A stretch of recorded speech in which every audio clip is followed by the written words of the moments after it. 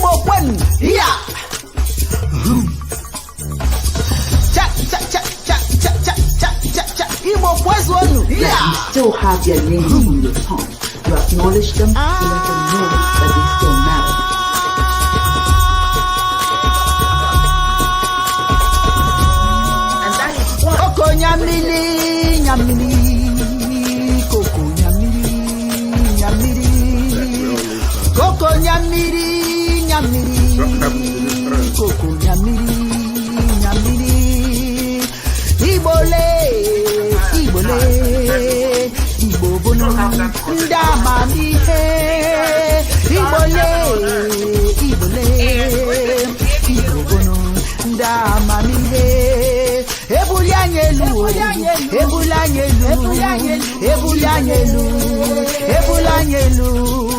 anamabara na ihe dị njọ ma na-emezi konye ofeke anamabara nọ n'ihe dị njọ ma na-emezi konye feke Igbo bụ ndị ike ụmụ Igbo bụ ndị ike ụmụ Igbo bụ ndị ike ụmụ Igbo bụ ndị ike koko nyamini nyamini koko nyamini ụlọ nsọ gị Chukwu ka ị na-abata bịakwute ya bịa zuru ike anya bịawa ịsọpụrụ gị ugbu a bịakwute ya bịa zuru ike bịa o bịakwute ya bịakwute ya bịakwute ya bịa zuru ike bịa o bịakwute ya bịa o bịakwute ya bịakwute ya bịa zuru ike Chukwu nna n'ụlọ gị ka ị na-akpọ gị bịakwute ya bịa zuru ike otito na-adịrị gị mgbe niile bịakwute ya bịa zuru ike bịa o bịakwute ya bịakwute ya bịakwute ya bịa zuru ike bịa o bịakwute ya bịa o bịakwute ya bịakwute ya bịa zuru ike ụmụ eliwa yikọta n'otu bịakwute ya bịa zuru ike ka anyị jikọọ ofe ya ofufe godian bịakwute ya bịa zuru ike bịa o bịakwute ya bịakwute ya bịakwute ya bịa zuru ike bịa o bịakwute ya bịa o bịakwute ya bịakwute ya bịa zuru ike Godianism bụ ịhụnanya n'udo bịakwute ya bịa zuru ike butere anyị ụzọ kpetara anyị azụ bịakwute ya bịa zuru ike bịa o bịakwute ya bịakwute ya bịakwute ya bịa zuru ike bịa o bịakwute ya bịa o bịakwute ya bịakwute ya bịa Ndewo, Ndewo, Ndewo, Ndewo. Long life to all of you. Ndo, Ewo. It is indeed my pleasure to be here today and welcome you to another episode of ChiismLive. It is always a pleasure to be with you because it's a reminder that we are alive. We are still walking amongst the living. And today I would like to give thanks first and foremost to Chineke and all the ancestral hosts, my personal ancestors, and those that I don't even know. I also want to take a moment and acknowledge Abacha Hanke Oke Onyoha, who propounded Godian religion or Chiism. And remember the head of the women's wing, Noha Ngozi Onyoha, who recently joined the ancestors. Wherever you are, on Ofio Nonto, mean, on off your nose or wherever you are, may nothing but peace and goodwill follow you today. That is all I can hope for you. And that is all that we can hope for each other. Today, this month continues to be the month of Amadioha on the Uzonto African horoscope, a time to flex our muscles and be competitive. Flex the muscles, be competitive.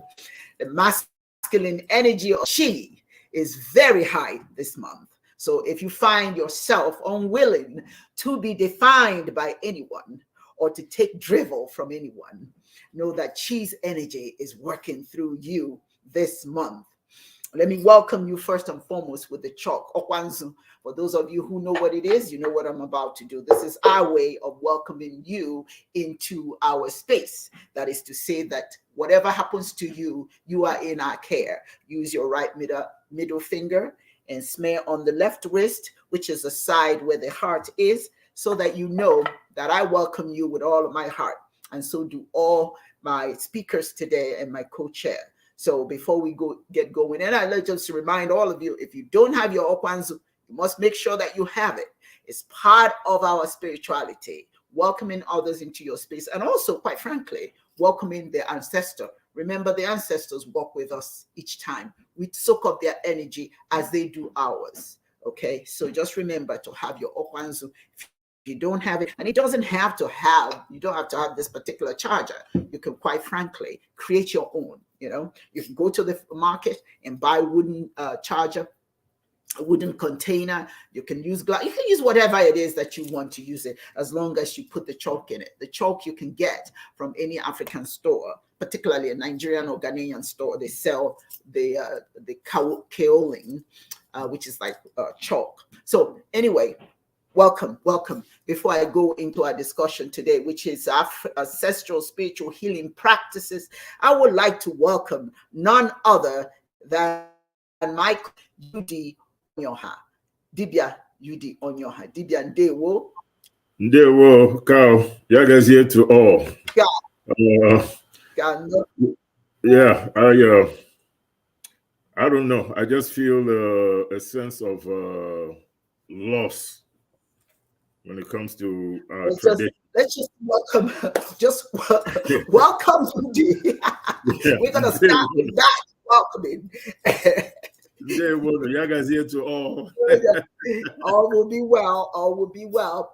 Yes. It is a beautiful day. I don't know about you. The outside is sunny. It's not very warm yet, but it is a hopeful day. You see, as I'm standing here today, I'm not sitting down this time. I'm standing up. I'm just letting the flow of the moment go all the way. I'm not stalling anything. I'm moving around, and that's what I'm supposed to do, and that's what I want to do. I let the spirit. You know what they say? Every day above ground is a good day. It's a new day. It's a wonderful day, and I am feeling that energy today. I am just so happy to be here today. And you know what they say? Those who are here today, all blessings to you. Even if we don't see you today, we wish you nothing but goodness in spirit. So welcome. We have the other speakers that will join us in a little while. But in the meantime, Yudi, we talk about this conversation that we're going to have as it relates to ancestral spiritual healing. I want to just share a video, and I think this video is important. Okay. Yeah. See, Chiism engages ancestral spiritual healing practices. We call it Ibanto. Connecting your healing with Ndichie, the ancestors. That's why we kind of want to remind yourself, the energy of Ndichie there. But sometimes we get so disconnected. We think we're on our, by ourselves, and we try to solve problems on our own, and we don't seek the intervention of Ndichie. We need to get in the habit to understand that they are with us. For all those individuals who are not familiar with this practice, Ibanto, there's a tendency to look at it with suspicion. However, this is a powerful practice with immeasurable healing outcomes. not only does it build confidence, it just makes you understand that there's wind beneath your wings. The ancestors are right there with you. Yeah. Right? In the West, particularly in the United States, it's called Memorial Day, right? The day that they honor their ancestors. Well, in a sense, those who have passed on. So there's nothing really strange about Ibanto. But in our case, we understand not only are we just going to go and honor those people who have left us, our ancestors, but we actually believe in having them with us, on acknowledging that they're with us. So before I go into this presentation today, I think it's important to listen to a video that, though the speaker may not specifically be talking about ancestral spiritual healing, it is presenting the need for us to be reconnected after our separation in the flesh by boundaries. Then we can talk about reconnecting in the spirit. You can't reconnect in the spirit when you're, as a collective. So even though we're going to do our own individual spiritual healing, but it is also important that we as African people, we of the world, so to speak, because there are many people in Africa, we need to heal. But those indigenous Africans there and those here outside of the continent, we need to heal. We need to come together and honor and respect each other. So I think that this, I find this video very, very instructive. So I'm going to ask you to watch it for a moment before we continue. And before I go any further, let me welcome Dibias. Simone, how are you? Very good. Very good. I was earlier, I was talking about the fact that I'm up and walking around and just letting all that energy, use my hands, everything. It is a glorious day for me. You know what? I got up this morning. I could have died yesterday, but I didn't. Chineke said, you got things to do. Get up, child. Get up. Yes. So why should I be excited? When you read all those people who are no longer here, and people inviting you to funerals, and these are people who are no longer here. And here you are walking amongst the living. Shouldn't you celebrate? Stand up. I said to myself, I'm today. So if you notice that I'm a little excited today, is because I am very grateful. I am very grateful. Yes, so we thank all you, Dr. Dibias Simone, for being here today. Yes, you should all be. You should all. And isn't it interesting? I didn't ask anybody to wear white, but here you are. Here you are. All of us dressed alike. Yes. It's cool. I'm like old school everything. I'm ready. Look at that. And the white and gold for the ancestors. And let me tell you, you got gold on your clothes. I got gold in my earring and my necklace. I mean, we are working it today. And I believe you got some gold on you too. I think. But anyway, this is it. So I want you to watch this gentleman. Everybody knows him. He is very vocal about the need for us as a people to come to reconnect. There is so much disjointedness that is the problem that we're having as a people is also as a result of the fact that we're not connected. We're not African Americans. We're not Haitian Americans. We're not this. We are African people. And okay, Dibias Chedozie has joined us as well. Dibias, how are you? There, what you do? No. He's a lot more handsome. He's a lot more handsome today than he was last week. Yes. Now, I thought it was 4. I thought it was still 4 p.m. I didn't know it was 3. Yes. Yes. I remember I told you that time had changed. So anyway, welcome. Let us take a moment and watch this video before we go into the discussion about ancestral spiritual healing. All right. So I'm going to share this video with you. Just listen to what he's saying. You saying he says the borders must be open. The borders must be opened. Because borders are opened for white people. When there is a white person from Mozambique who can't even speak English, you welcome them. When there is a brother from Mozambique into Nelspruit, you call them names, yet you don't call white people names. There is no Mozambique here. There is no Swaziland here. There is no Lesotho here. There is no Botswana here. Zambia or Namibia. There is no Zimbabwe. There is Africa, the continent of our ancestors. We were divided. We were divided by the colonizers. What type of a student activist are you? What type of a ground force are you? You say, I don't want colonialism. We want decolonization. Yet you are supporting colonial borders in Africa. We don't want anything that looks like colonialism.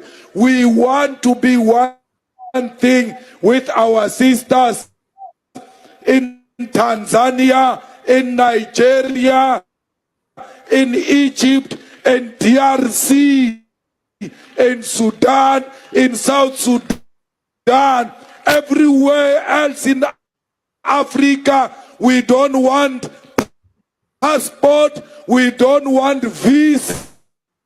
We must move free of charge.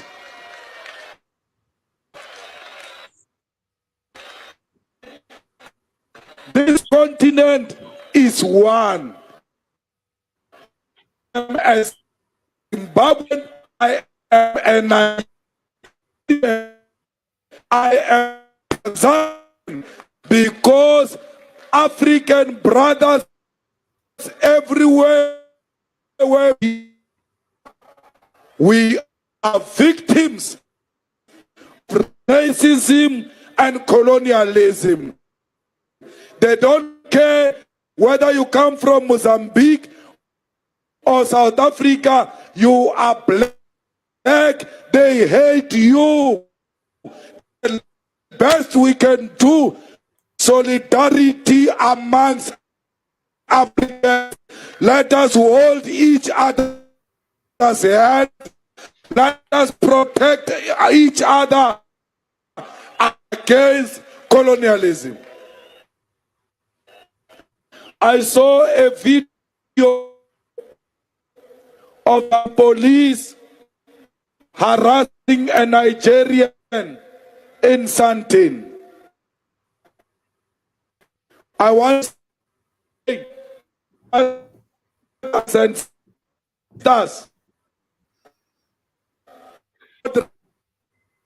and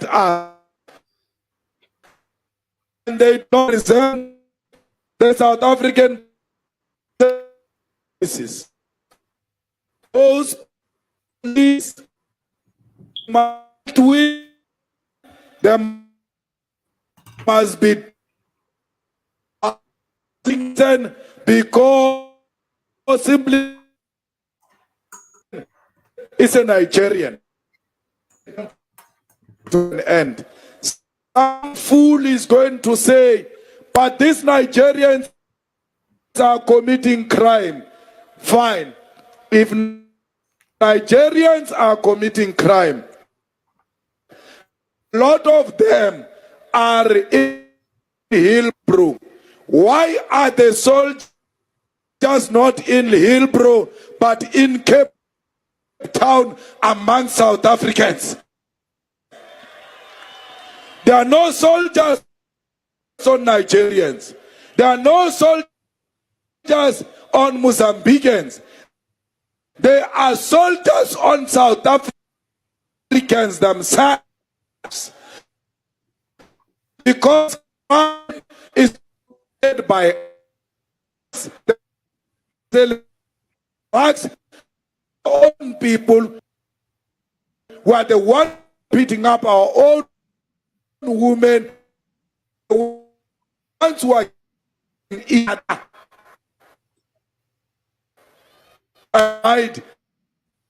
and stop being cowards. Take responsibility. Come here. Criminals. For them where crime is not happening. With you, stop crime, stop hiding criminals if you want a peaceful South Africa. Zimbabwe, please find a solution. The economy of Zimbabwe is worrying us. Please find a permanent solution. Ramaphosa, we ask you to help our brothers in Zimbabwe. Their problem is our problem. Because when we had problem with apartheid, they received us in their country. They helped us. It is our turn to return the favor. DRC, we can see what they are doing there. They want those beautiful minerals of DRC. They are destabilizing it. They are making you African brothers fight amongst yourselves, including making it difficult for the president to appoint his cabinet. DRC, African leaders, come together. We want a stable DRC. We want a DRC that owns its minerals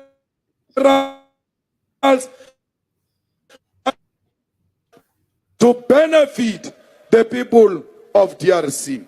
Sudan, there is no army that can bring over civilians.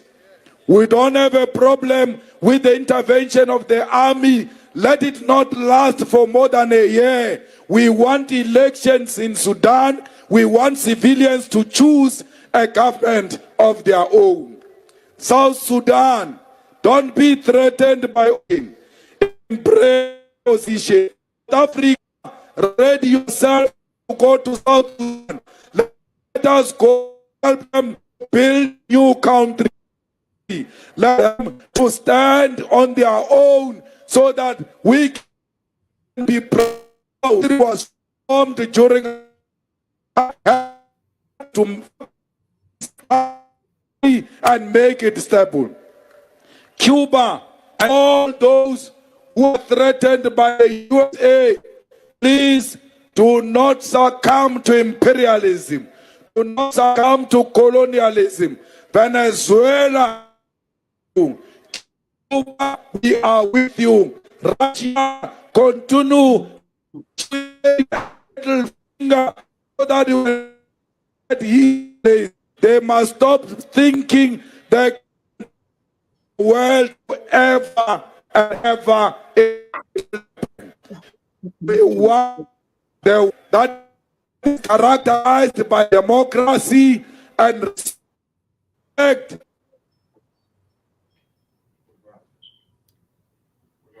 I need it.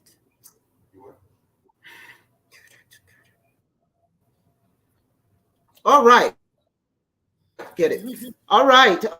All right. All right. Choppy, a little bit choppy. Would you say? I think, hold 1 second, please. It was choppy, but I think we get the gist. You know, it's in line of what we've always discussed on this program. Yeah, and, you know, a whole bunch of other forums out there, you know, the idea that we need to be unified, you know.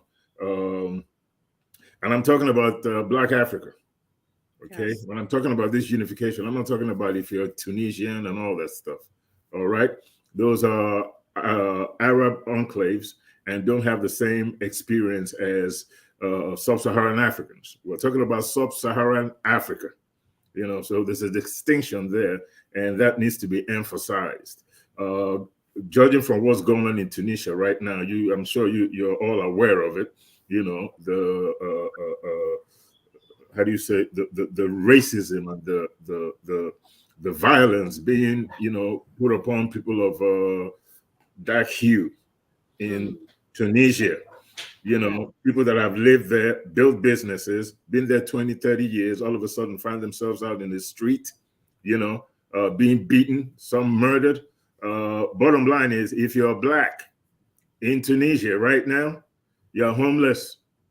Doesn't matter what you've contributed to the country and all that. There's this blatant racism, you know, and with the excuse that Black Africans are coming to corrupt their religion, Islam, we're coming to corrupt their hue, you know, we're coming to mix up the races and all that stuff, and, you know, what have you. So I'm talking about sub-Saharan African, right? Africans, those people that experienced slavery, colonization, the blatant racism against the hue of the sub-Saharan African. You know, we need to really come together as one. Judging from what has happened to us for over 400 years right now, I'm even shocked, surprised, you know, that we still haven't gotten the picture, or we have no understanding that we really need to come together in all things, politically, religion, culturally, That's right. together. There are a lot of things that are, you know, how do I say, we may speak different languages, but we have a lot of things in common as far as Black African culture is, sub-Saharan African culture is concerned. We just need to synthesize these things, understand that diversity is divine, and play along those lines, you know, to unify Black Africa. When I say Black Africa, I'm just not talking about the people on the continent. African Americans, That's right. Haitians, those in the Indies, you know, Europe, China, doesn't matter where you are. If you're Black, you're African. You know, let's get that into our head and start trying to see ourselves that way, as one. Like the man said in the video, it doesn't matter if you're from Jamaica, it doesn't matter if you're from the United States or from Africa. When the European sees you, the same hatred and prejudice is directed at you. They're not going to look at you and say, oh, before I'm racist, are you from Nigeria? Are you from Ghana? Are you from Jamaica? Are you from the United States? There's no distinction. Black is black as far as they're concerned. So, you know, we really need to kind of start looking at. That's right. Yeah. You is right. And the purpose of playing that video is because of what some of what media has included. But the other reason why I played this is because of the topic of today, ancestral spiritual healing. We cannot really have healing when we're not connected, because our ancestors were one before the colonization took place, before we were divided the way we are. So part of our spiritual healing is to heal the boundaries, to remove the boundaries. Dibias, you know what the Ebanto is, all right? That is connecting with your ancestors and healing through them, all right? So the topic of conversation today is about Ebanto. And what's so important to hear what this gentleman was saying is that as we're scattered, so are we scattering the legacy of our ancestors. You see, they didn't have boundaries, and we shouldn't have boundaries either. We need to be connected, to be reconnected to the spirit. We have to be boundaryless, even though these boundaries have been set up for us. The citizens themselves need to be able to say, okay, these are my people. These are my people. We share the same legacies. We share the same ancestors. We should not be separated. And quite frankly, we need to really begin to make that a serious conversation, because all of these divisions, the boundaries, it goes beyond just the boundaries placed on in cultures, even tribal, I may use that expression, the tribal boundaries is even keeping us, when we talk about what's going on in Nigeria, we've got people in over what? We're all supposed to be Nigerians, but are you Yoruba? Are you Hausa? Are you Igbo? We're still divided. All those things were designed to keep us separated. And if we must heal spiritually, if we must engage in ibandu with our ndiche, our ancestors, we must, in our minds, also break boundaries. Just like you said, we see where we are from. This is simple. But we, in the process of starting spiritual Ibanto, we must, in our minds, first and foremost, remove that tears us apart, that separates us. We are one. All right? We all have ancestors. Okay? Which obviously, after all, without them, we will not be here. But it's just not some of the basic things that we know that they passed on to us. Some simple things like our hair texture, our nose sizes, contours of our eyes, mouth, hips, skin color, pigment, our body structure. Yeah, all of that comes from them. Just remember that before we were colonized, these ancestors moved from places to places. We were so mentally becommitted. Stop seeing any person else, see them as one. When you're spiritually healing, see and imagine of us as one. The ancestors, they traveled amongst each other, they worked with each other. You cannot just celebrate your Igbo ancestors or Yoruba ancestors or Hausa or Tanzanian or African American. Those things are boundaries.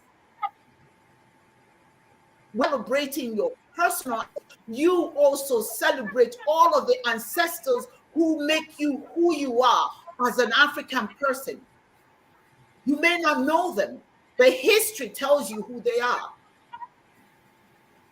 If it was the boundaries, if we will stop looking at each other and start looking at each other as, then our healing begins. We get literally everything that we are from our ancestors. Now, Dibias, you will attest to the fact that it is not uncommon for a child to be born and said to look and sound like an who lived many years before that child was born. Yeah. People have been known to have behaviors associated with a particular family member. This is what we believe here said.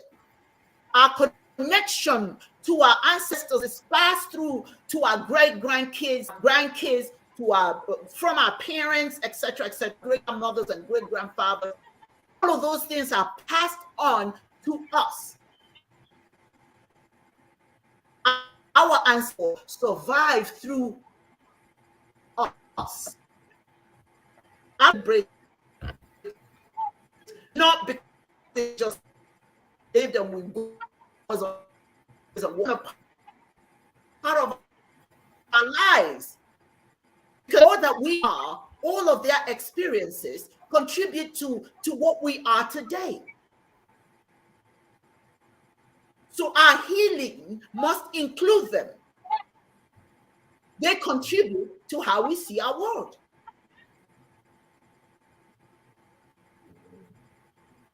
How we feel mentally, if we're mentally well or not, our total well-being, our sense of welfare, all of that was contributed to us by our ancestors. This disconnection, believe it or not, because we are not together, it impacts our healing. And so ancestral spiritual healing is a very serious program. It is not something you talk about. It's something that you have to be serious about if indeed you want to heal through this process. When we pour libations, honoring our connectedness to our ancestors. Our goal today is to show you how to engage in the practice of African spiritual healing. I want to also add that the importance of this is not just something that Chiism is trying to do. It's not something we're trying to introduce. Rather, it's something that was real in our. It was real in our with our ancestors and in our understanding of our world in the past. The past world, we must connect the past to our present. We must see the connection and actually make sense of it. Instead of learning about that, that's why a lot of them do the DNA test. Particularly its spiritual history. The connection to our roots. When somebody says, I want to know where I'm from, when they go and take that test, it's not to know how much they are part of. They really, really want to be connected.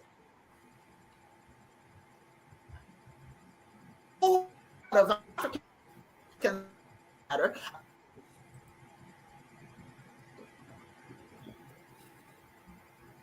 And it makes them feel good.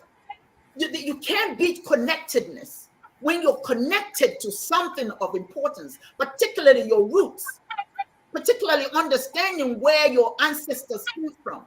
Even if people don't appreciate your ancestors, even if people don't appreciate that, as long as you know what it is and you appreciate it, that's all that matters. So when you see and hear people show their desire for this connection, appreciate it. You should seek the same thing. If you want to Ibanjo, if you want to spiritually heal. Genetically, many findings show that how our ancestors lived actually impact who we are today. And for some of us, how we choose to live our lives. So, when we do spiritual healing, let me say again, it is not just something, you don't have to do it if you don't want to, but if you want to, it's serious. It's serious. You must take the time to do some of what. Before you start the banto, you have to take a quiet moment. And then you have to think about an ancestor that perhaps a family member has reminded you that you behave like, or you look like, for that matter. If you have no such thing, at least have this understanding that there's a long line of great-grandmothers and great-grandfathers that are living vicariously through you because you share some of their habits. Let me tell you, my brother here, Yudi is supposed to be my uncle, one of my ancestors, and he died when he was an older gentleman. So he died an ancestor. Yudi has a habit of rubbing his left palm with his thumb. He does that all the time when he's in deep thought. My uncle was known to do that. He was known to do that anytime he's in deep thought. And Yuji still does that. And he looks just like my uncle. Yep. True that. So even though we think we were just born and we're on our own, no, we're not. We are descendants of people great who uncle. lived long ago. Great uncle. Mom's uncle. Yeah. When you have an understanding, that they were significant.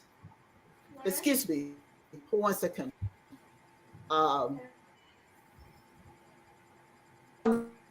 Need to talk.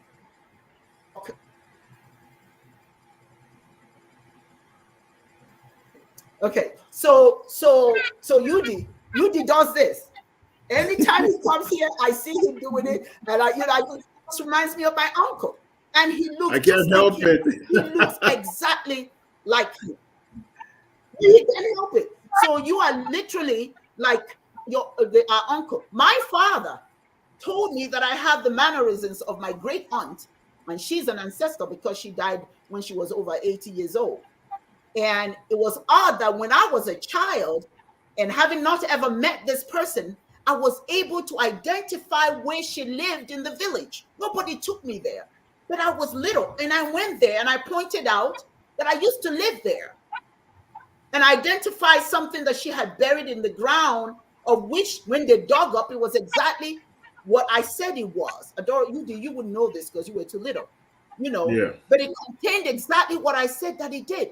This is my ancestor. I'm living through her. I mean, she's living through me.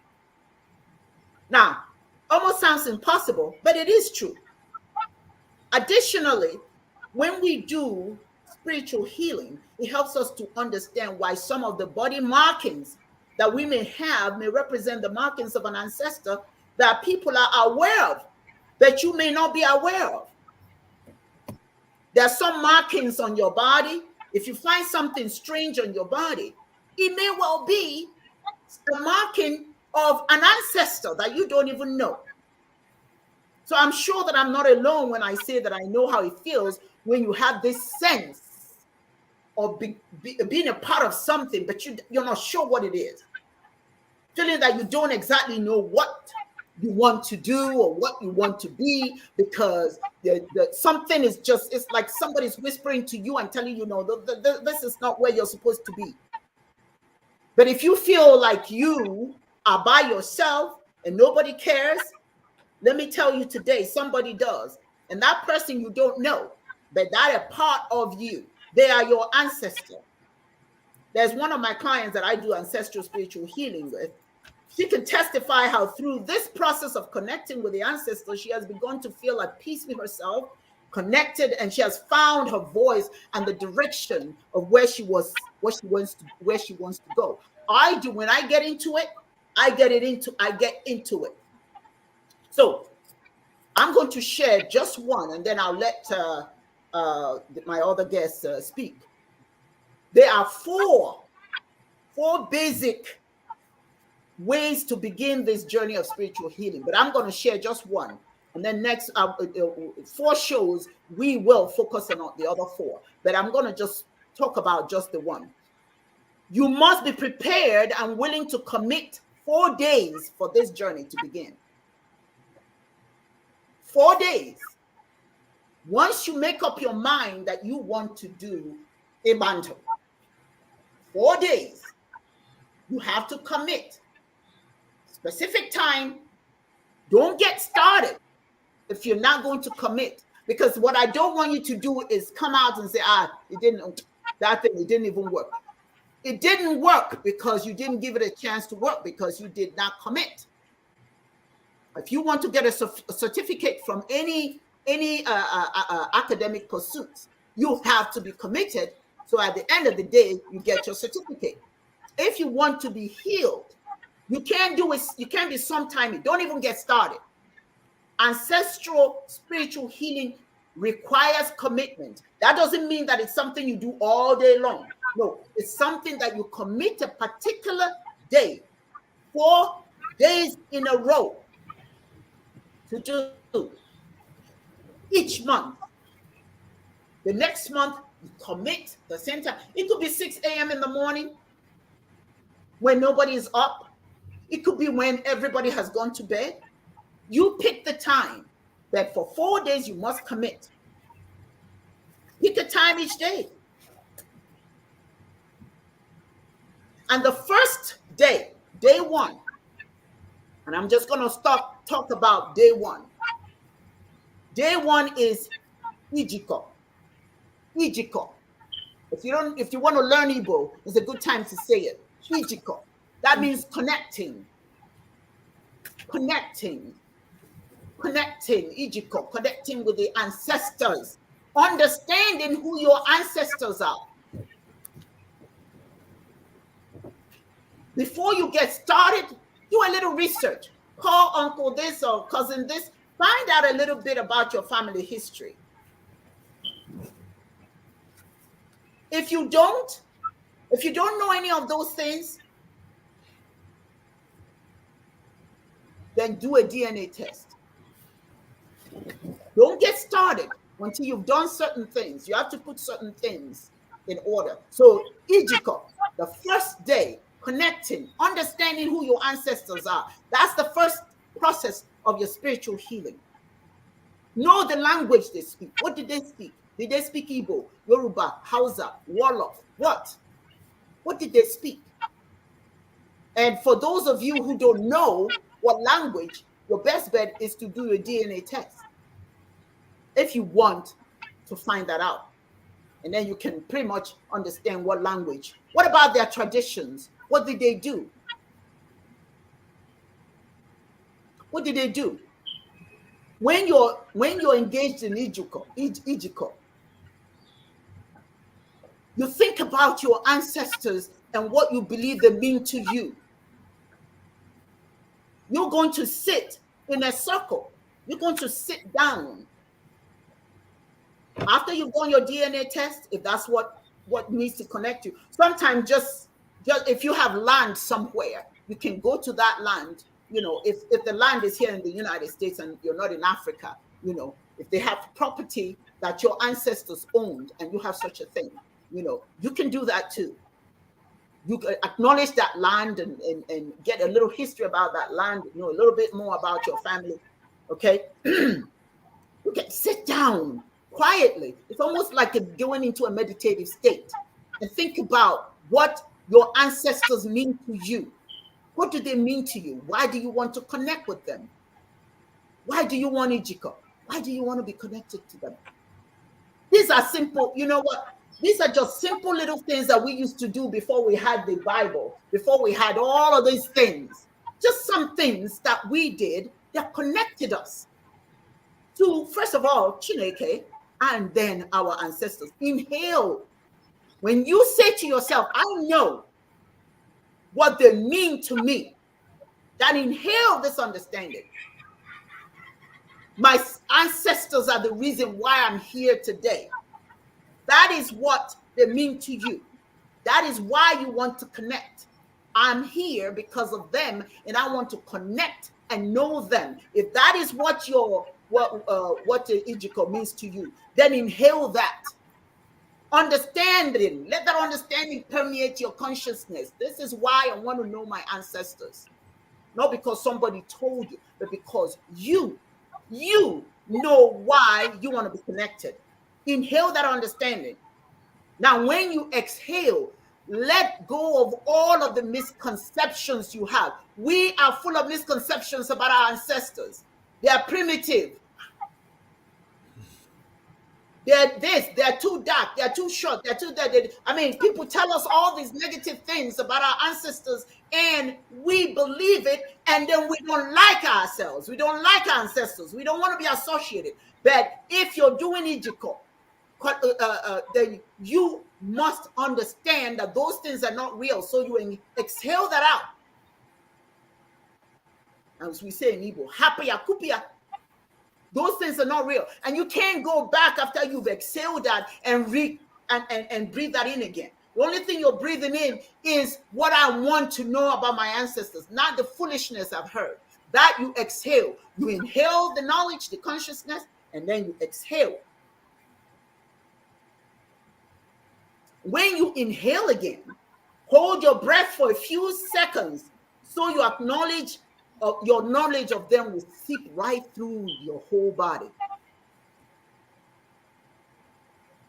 And again, when you exhale, if any negative thoughts about them come to mind, kupia, exhale that. The only knowledge of who you are, who they are to you, is what should stay in your mind. Why you want to know them, who they are to them. You've done your DNA testing. You've done your little research. These beautiful things. Listen, you may find some negative things about your ancestors. But when there's good, there's bad. When there's bad, there's good. Hold on to the good. Do not don't let the bad discourage you from embracing the good that they may have served. Because at one point during the Ibantu, you are going to go through the process of letting go, forgiveness. So just at this moment, the first day, You want to just breathe in the good of them and breathe out the negative. Don't let the negative surround you. If your knowledge of them is inhaled into your body, that's when you begin to develop a bond. That's when you start to develop a bond. When you start breathing in why you want to know them, who they were to you, all the positive things they are to you. This is when the connection with them begins. So for approximately 20 minutes, inhale that connection for 20 seconds. Let it stay there. And at that moment that you're doing that, if you know their language, speak in their language. Speak in their language. If you find that you've done a DNA and you are from Nigeria, right? Speak a Nigerian language. Something simple like Ndewo, Yagazie. Learn just a few little words in their language. Call out the tribe they are from, that you belong to, if you find that out. It's a good idea to take a trip back to Africa if you haven't been to Africa. If you find your DNA, take a trip to Africa or the homeland where your families are originally from. For those of us who are from Africa, we need to take a trip home. Don't be lost here. Don't make excuses why you cannot go home. And if you're here in America and your family members are buried here and you know where your great-grand-uncles or great-grandmother and all that, where they're buried, visit there. Connect with them. This is so important because this is a serious process and it helps you with connecting and opening your heart for more receptive energies from your ancestors. If you don't have a family tree, that's a good time. All those things will be important as you go through the healing process. Set up a family tree that you know, starting with yourself, your parents, your grandparents, your great-grandparents, and it goes on and on and on. Your children, cousins, whomsoever. Set up a tree because that is the picture of who you are. And as you go further, the ancestors become a little bit more apparent to you. Why is my mother acting this way? Why does my dad act this way? Perhaps one of my ancestors, behaved in that manner and it just transferred into my parents. So it's so important, if you can, to start a family tree. I just started. I went to I have this box full of pictures. Oh my God. So I'm starting to create a family tree because I want to leave that for my children. So let me tell you, when you pause during the time that you're doing Iban Ijide, the first Ijiko, I'm sorry, while you're sitting and you're doing that exercise, all right, pause and ask yourself, do I feel this sense of association? Do I have this sense of association? And I'm telling you, you can't come back and tell me no, because once your effort is concentrated, it becomes real to you. It becomes real. We are interdependent with each generation and connected like an entwined rug. You can't get away with it. And I'm telling you, when you find that moment, when you sit there, as you're sitting, doing Ijiko, believe me, the ancestors are around you. The ancestors around you. And that is the first part.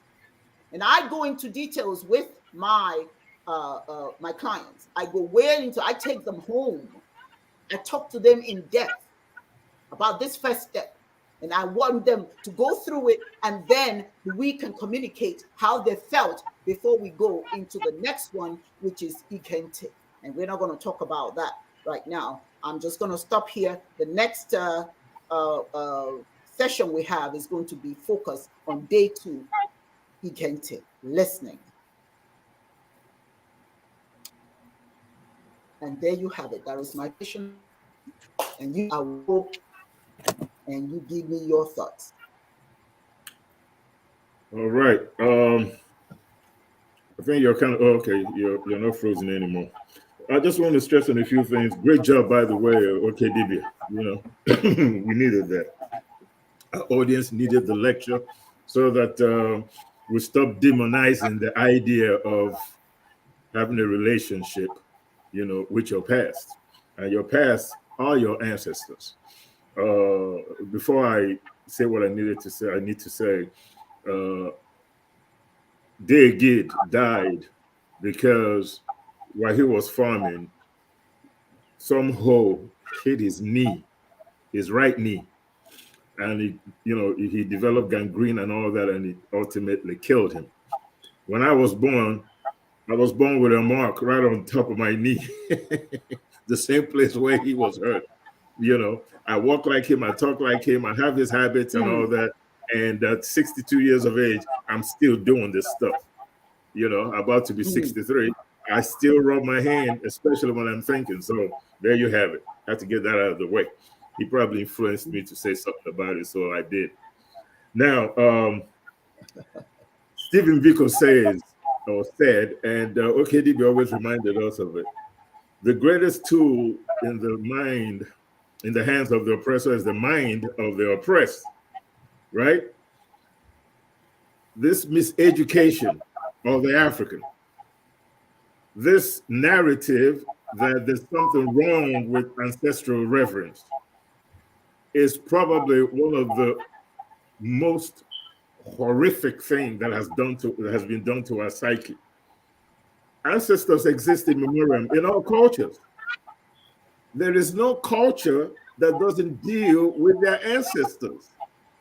British ancestors, they got theirs, the French have theirs, the Chinese got theirs, the Japanese got theirs, the Mayans have theirs, Africans who have ours, the Indians have theirs. This idea that when you talk about ancestors, you're talking about something archaic, something evil, something that is not spiritual, something that has to do with magic and sorcery and all that kind of stuff. Moses in the Bible is an ancestor for the Jews or the Hebrews, whatever you want to call them. What about Muhammad? Muhammad exists in memoriam. What about Abraham, the so-called father of humanity? What about Confucius? What about Buddha? What about the heroes that are famous that belong to other cultures? Are they not ancestors? What's the difference between their ancestors and yours? Are theirs better because you were colonized and you were led to believe that your way of life, your history, your culture is evil? Are your ancestors less because your mind has been supplanted with spiritual or religious philosophies that have nothing to do with your primordial core? Christianism came into Africa, and then all of a sudden, all those things that we did, the relationship that we had with our ancestors, all of a sudden became irrelevant. They took our ancestors off our psyche, supplanted it with theirs, like Abraham, Moses, Gideon, King David of Israel, whatever. Why is it that other cultures have reverence for their ancestors, but the Black African doesn't? Could it be because our mind have been colonized through colonization and slavery? Why is it that we feel that our ancestral reverence is inferior to other cultures, when spirituality, for the most part, has to do with ancestral reverence? At the bottom rung of the ontology in African religion are the ancestors. They have the blueprint. The history of our people is contained in the lessons that came down from our ancestors. How would you know where you've been if it wasn't for the ancestors? It is the stories that were told 1,000 years ago, 500 years ago, 100 years ago. That's your marker. That's your journey through time. And that journey was passed down to you via your ancestors. That's how important ancestral reverence is to our psyche and our existence, and the idea that we could make plans for today and the future is based on where we've been. Where we've been is not contained in the wind. You can read the wind. You can see the markings, the buildings, the architecture, medicine. You can see the blueprint of the ancestors in the environment. Without our ancestors, we have nothing. The Jews understand that. That's why in their religion, ancestral reverence is numero uno, number one. The Chinese do, the Indians do. All cultures that vibrate in today's world, that are economically opulent, have one thing in common. They are culturally original. They have no problem with exalting their ancestors, because their ancestors, that's their marker, that's their history. When they look back at the buildings that were built 1,000 years ago, who do you think built it? In Europe, the great Colosseums, the Colosseum in Rome, the Vatican, Egypt, the pyramids, the Sphinx. Go to India, go to, what do you call it, Bali, all these great architects, the Taj Mahal in India. Who do you think built those things? Ancestors built it, whether they were poor, whether they were rich, whether they were kings. What does it matter?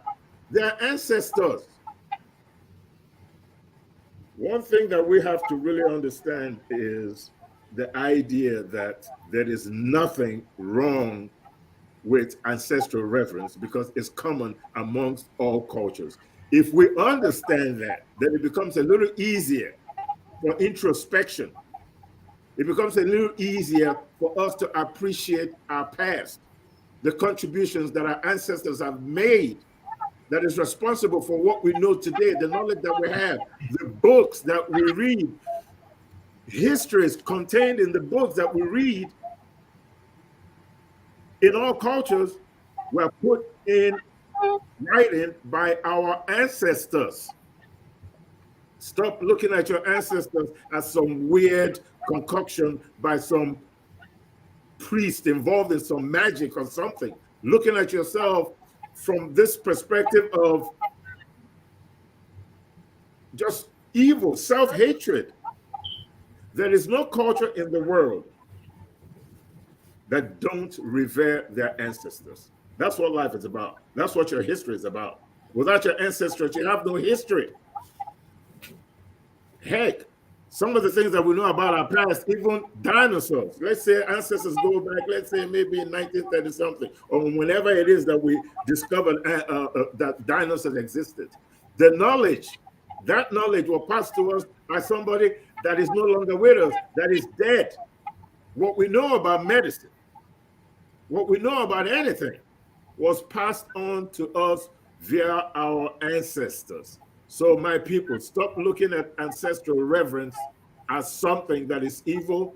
It is part of your DNA. It is part of who you are. It is part of who humanity is across all cultures. So when we talk about ancestral reverence, in my village, for example, New Yam Festival, when you harvest and you have a successful harvest, you go to the Ochoaja, which is a place of worship in the village center. You take some yam over there for the ancestors. You can do it in your place.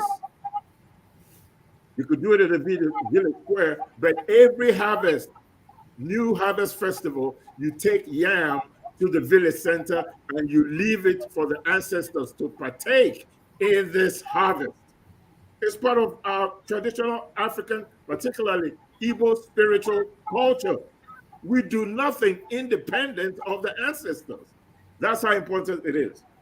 If we lose sight of it and we supplant our ancestral reverence with ancestors that have nothing to do with our primordial core or our history, I'm afraid we'll continue to be in the situation that we are in right now. Confused, running around in the desert, waiting for rain. Ancestral reverence is a big part of our spiritual core.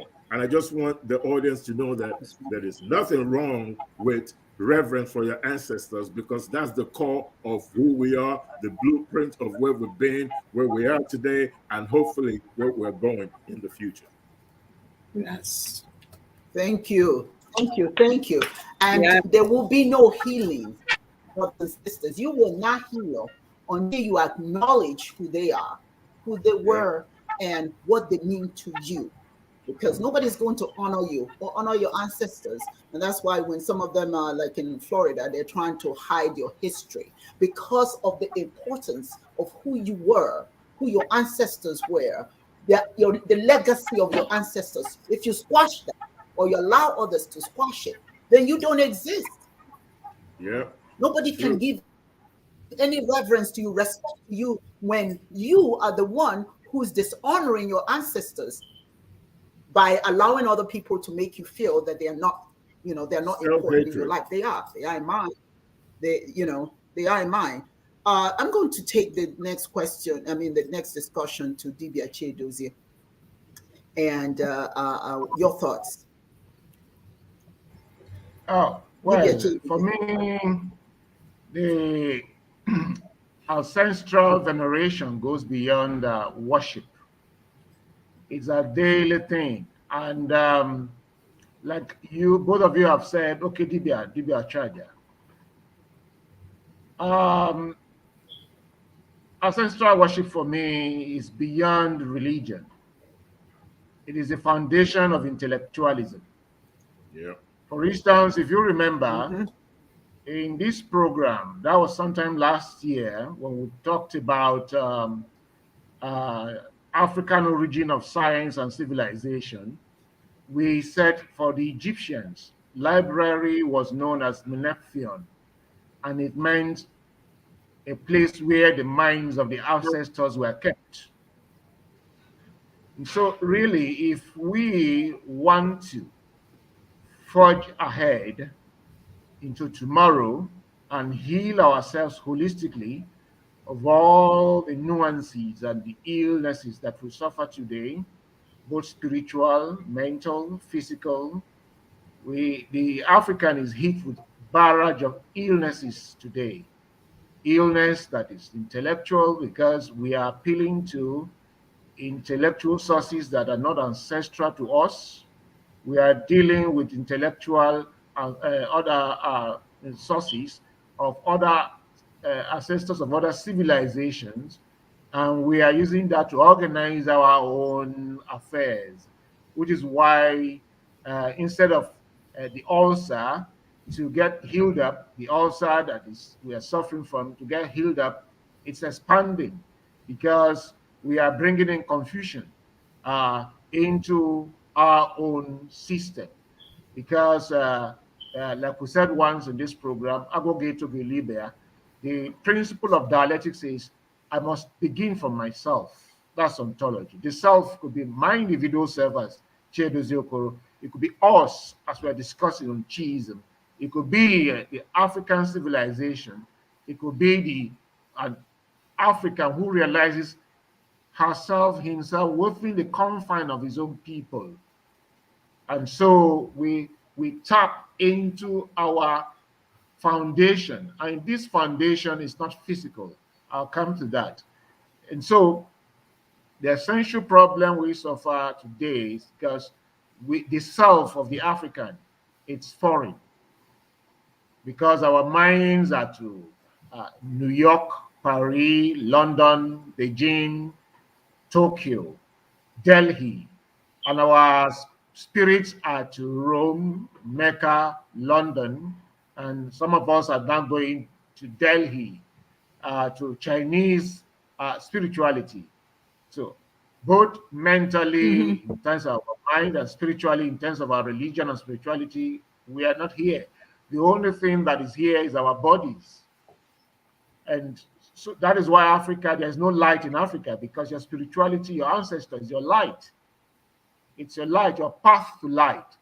And so the healing that we're talking about, in my own understanding, is beyond just the illness of maybe I have a body ache, or I have malaria, or I have some maybe like the other time they talked about COVID or some terminal illnesses. They talk about diabetes and all that. The illness that, by I understand it, the fundamental illness we're suffering from today is that of dissociated psyche, the estranged African personality. That is the greatest illness we are suffering today, which is why I quarrel vehemently with Nkrumah for talking about, and Ali Mazrui for talking about triple heritage. We don't have any other heritage but African.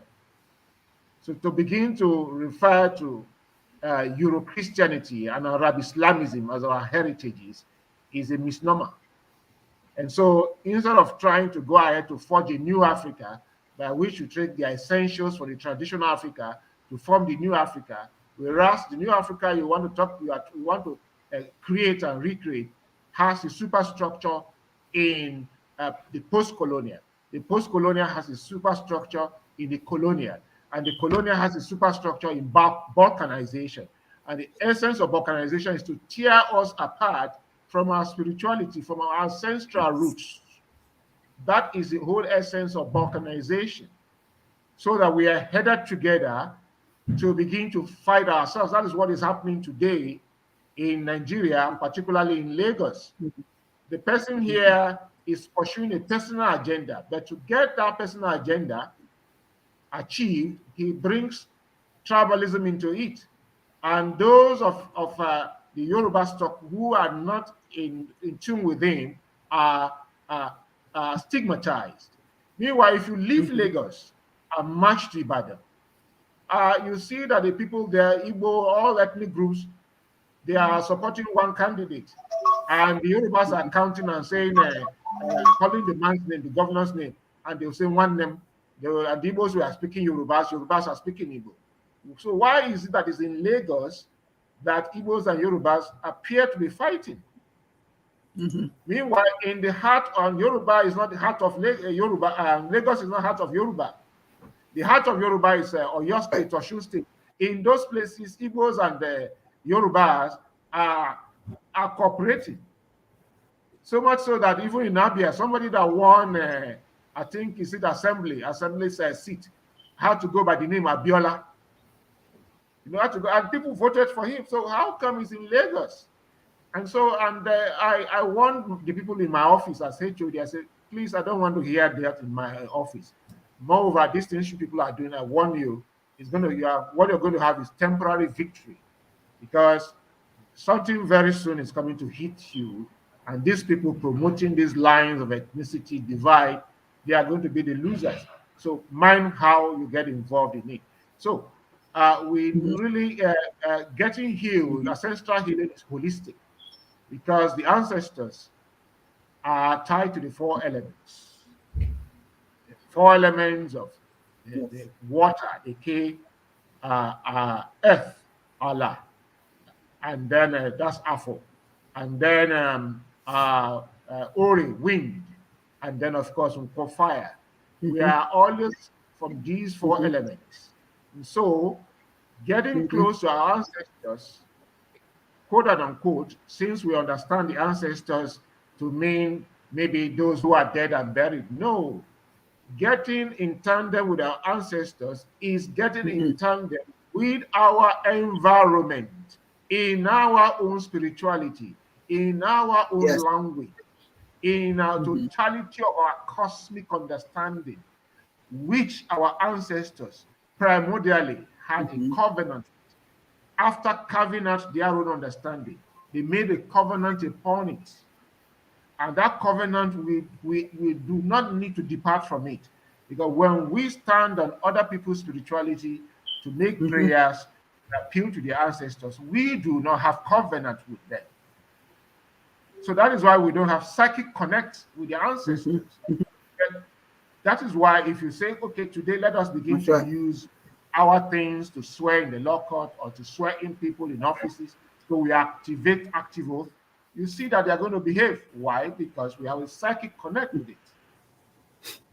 Once we do that within the tandem of our spirituality and ancestral source, there is a psychic connect immediately. That's what Dibias is talking about. It's psychic connect. And once that psychic connection is there, it means that we are aware in our minds that whatever we are doing, we are not alone.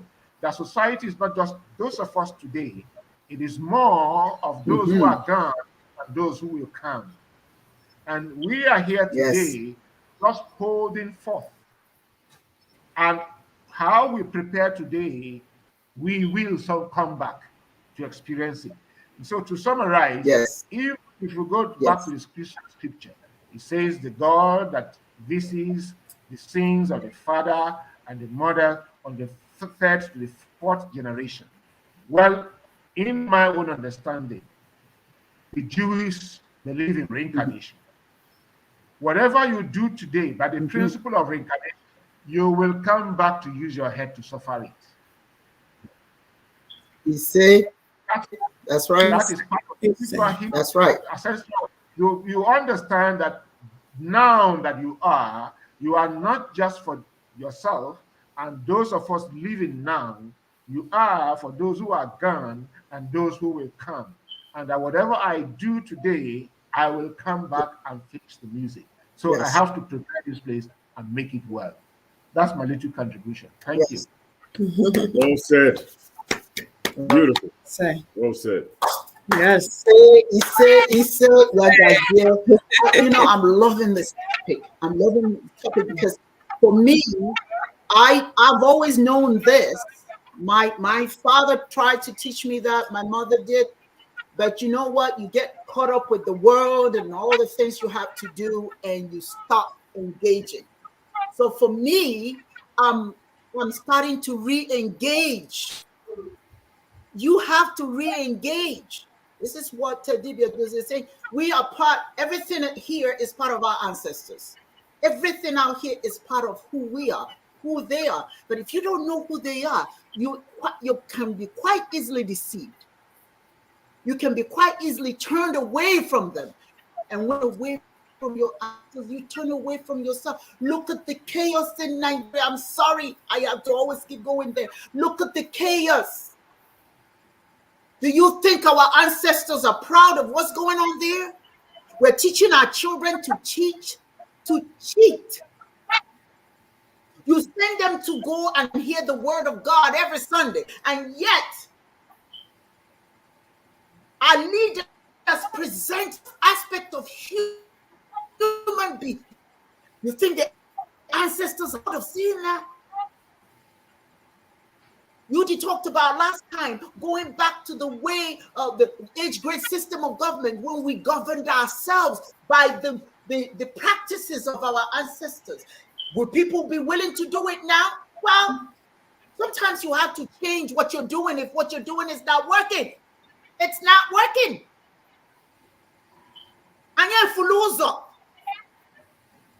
We're lost. We're lost. I watched the pastors, prophesying about what's going to happen.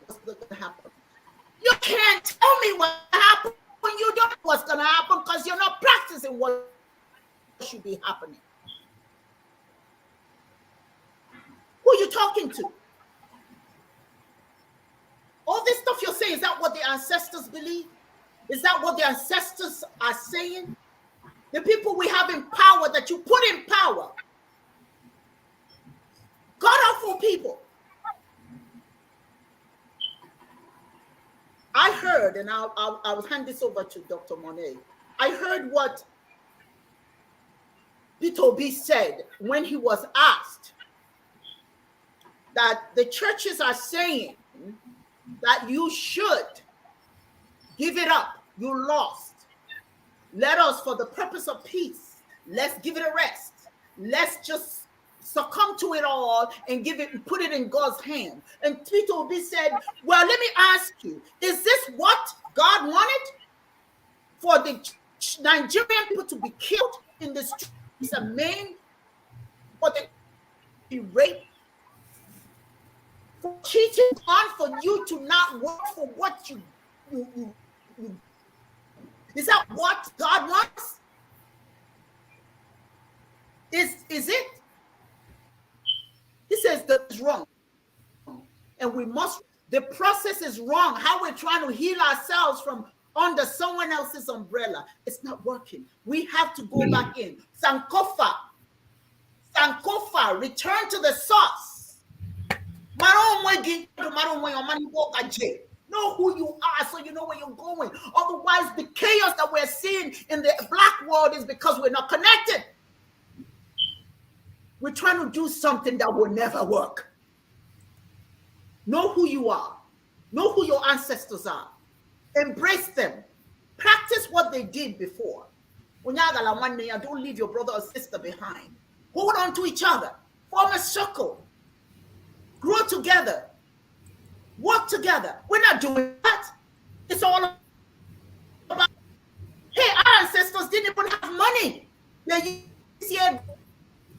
Dibias, so. Yeah, does it? I'm asking you. Yeah, What did ancestors? They didn't have money, but they didn't have money, they had spirituality. They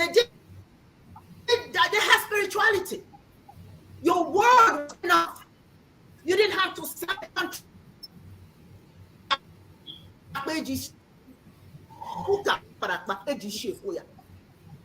you have a conversation with each other, God in you, if you say it is so, I agree it is so. And that's it, you have to sign it. And if you agreed upon something and it was not signed, spiritually, you're disconnected.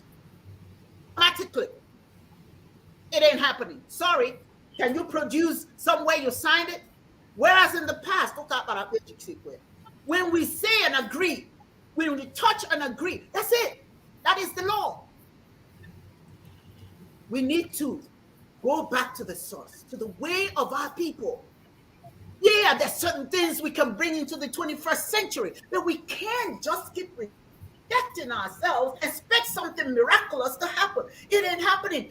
And I don't have to tell you. All you have to do is look at flashpoints in life and see some of the places where we are falling apart because we say one thing and we do another. Our leaders are dragging our youth into the abyss. I saw a video of a little child that was crying so hard. The mother was asking him, "Why are you crying, my son?" He says, "I'm so afraid for my people." "Why are you afraid?"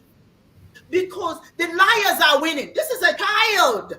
Liars are winning. But you're teaching this child not to be a liar. So now he's confused. Should I lie or should I not lie?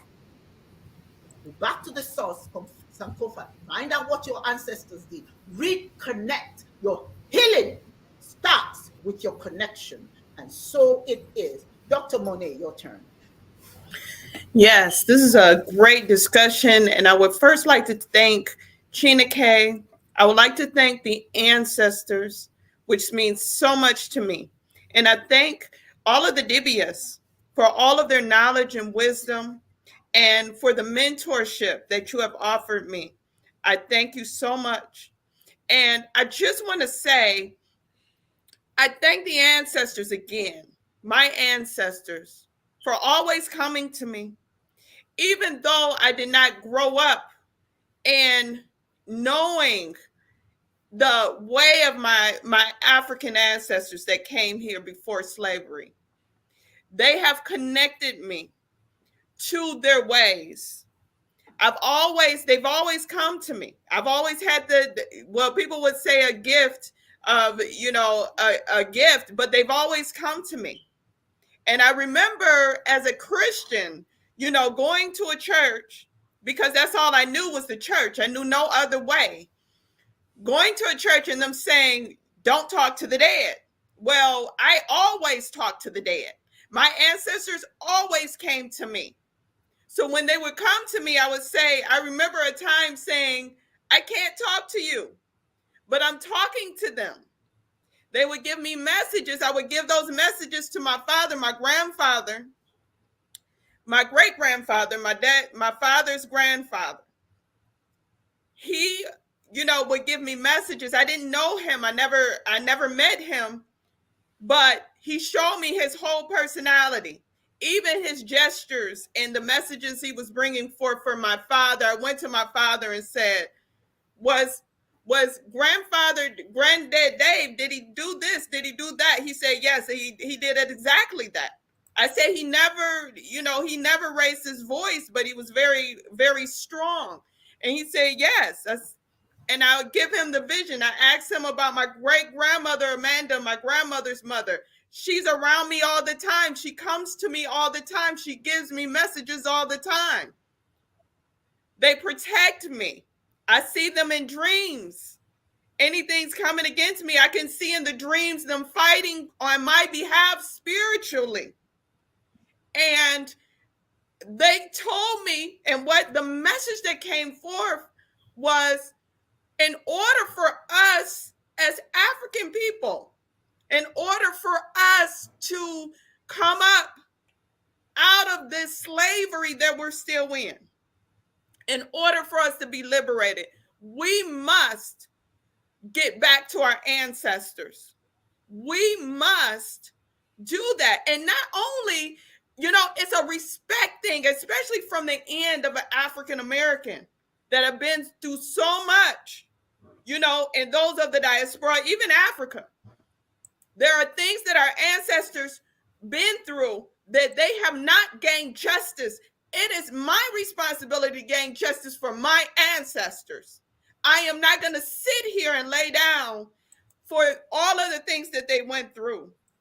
I will not do that. It is so important that we know our ancestors and connect to our ancestors. I'm so passionate about that because I really connect with my ancestors, and even with clients, the work that I do with the healing, I see them come through with the clients. I will tell them, their ancestor is right there. They're right there helping with this healing process. Mm-hmm. I can see them. Mm-hmm. So they're there. Don't believe that just because someone has transcended, they're existing differently. Does not mean that they're not alive and not there and here to fight on our behalf. Don't believe that. We must get back to our ancestors. That is the thing that is tearing us apart as a people. Going to other people's ancestors, your mother is going to fight for you harder than your neighbor's mother. We have to understand that. Right. It's no different in the physical world as it is in the spiritual world. True. Your ancestors have a heart for you. And, we must get out of that mindset that we have been conditioned, and this is out of our power.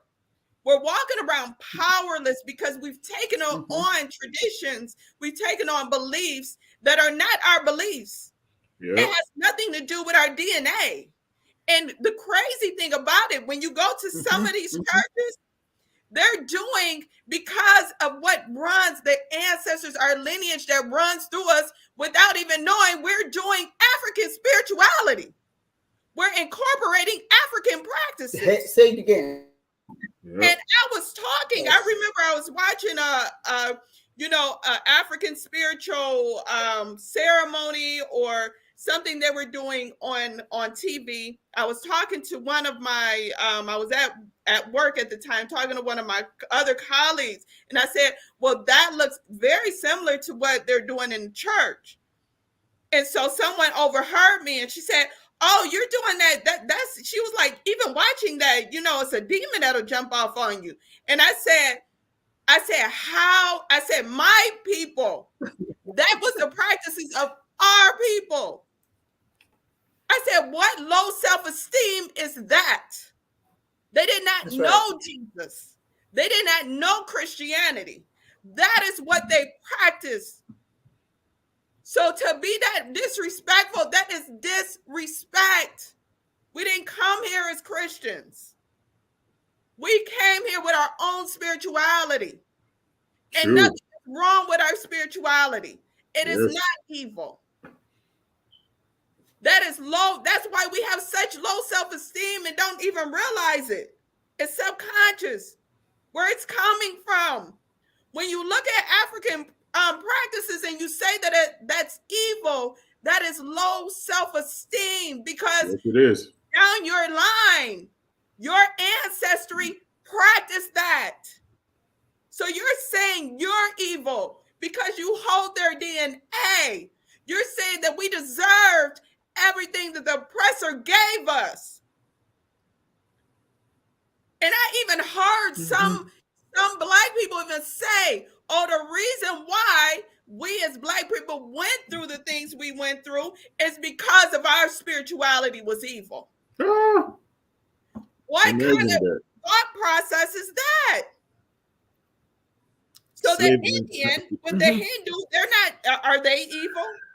Are they evil because they have thousands of years of, our practices are thousands of years old, way older, before Christianity or Islam was even thought about. We were practicing in this way. And for a person to say that's evil, you're saying you're evil. And I think that subconsciously we feel that way. Yep.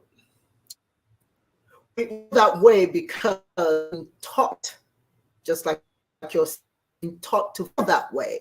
It's a psychological. You say something over and over, you think about it, you practice that. Say something over and over and over, and all of a sudden, you know how to say. You don't have to see it anymore. You don't, it's there, and you just repeat it and repeat it. Thank you for your contribution. Thank you very much. But I want to share something with you. I'll bring Chiedozie back in. I want to share something with you, something I saw on TikTok, and it became a point of contention with many people who are on TikTok. Now and then, believe it or not, there's some things you can't find in the news that if you go to TikTok, you find where people are talking about things that the news will not talk about. But there was a young woman, an African-American young woman, who saw an African young woman who had her altar. Okay, she had an altar, and she had images of African people at her, right? She had food, all those things. And then if you look at it, compared to the altar of a Buddhist, right? You don't have any problem with a Buddhist having an altar, a shrine, so to speak. But they had so much issue with the fact that this Black girl had an altar and had the art, her family, lineage, all of that there. And she mocked it. She called it, you don't want to do that because, that's demons. That's living with demons, worshiping demons. Now, if I look at a Buddhist temple that had all of the same thing, families related things and cultural things, but that wasn't fun. That nobody says anything about that, right? They're Buddhists. And you know why nobody says anything about that? Because the Buddhists don't care what you think. They don't know if you appreciate it or not. They appreciate it.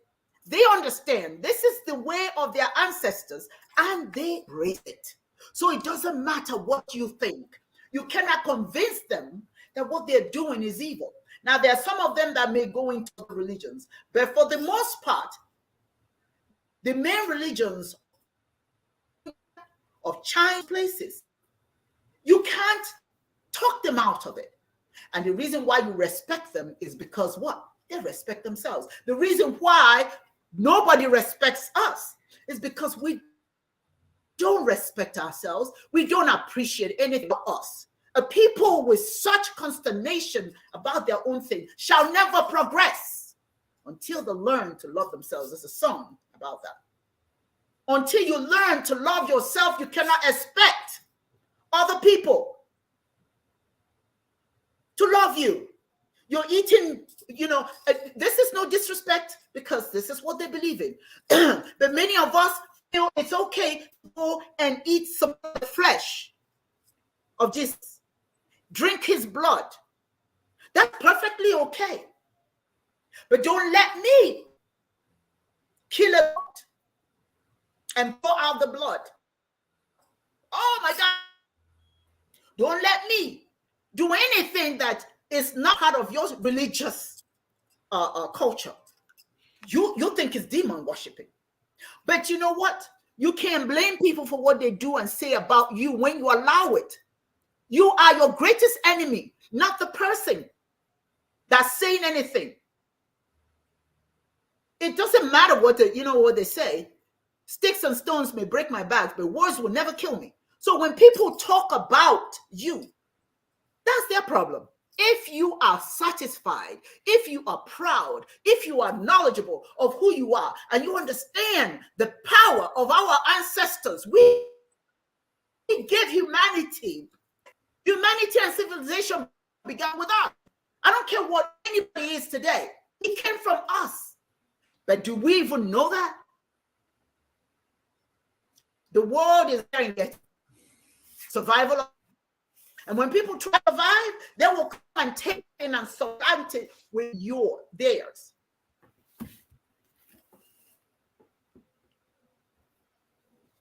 Usually we say, Onya Ajuju, go shima.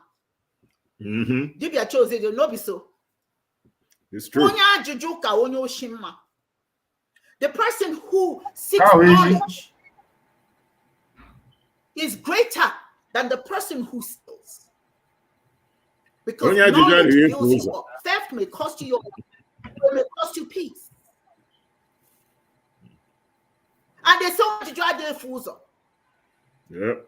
Somebody who learns and asks questions never get lost. No be so. Where is Yoka? It's true. Oh, I'm not doing that. Where is Yoka? That's not true. You seek knowledge. You don't get lost.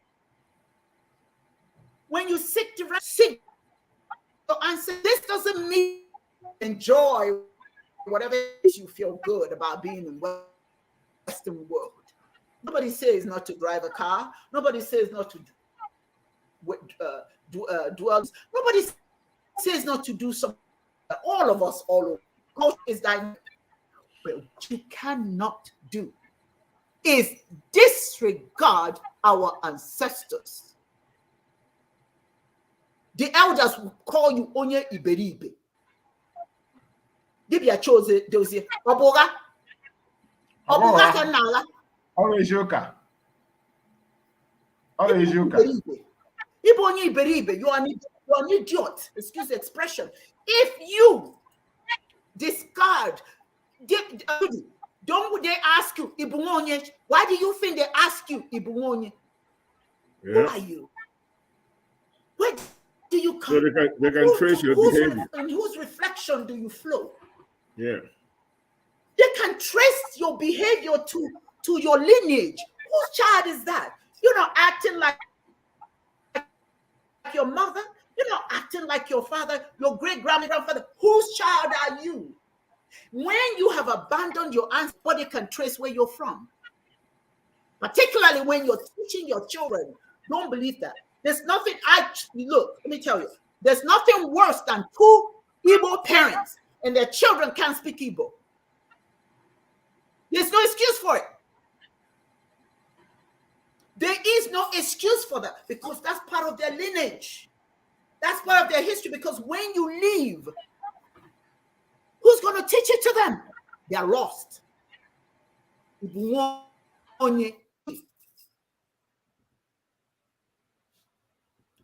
Yudi.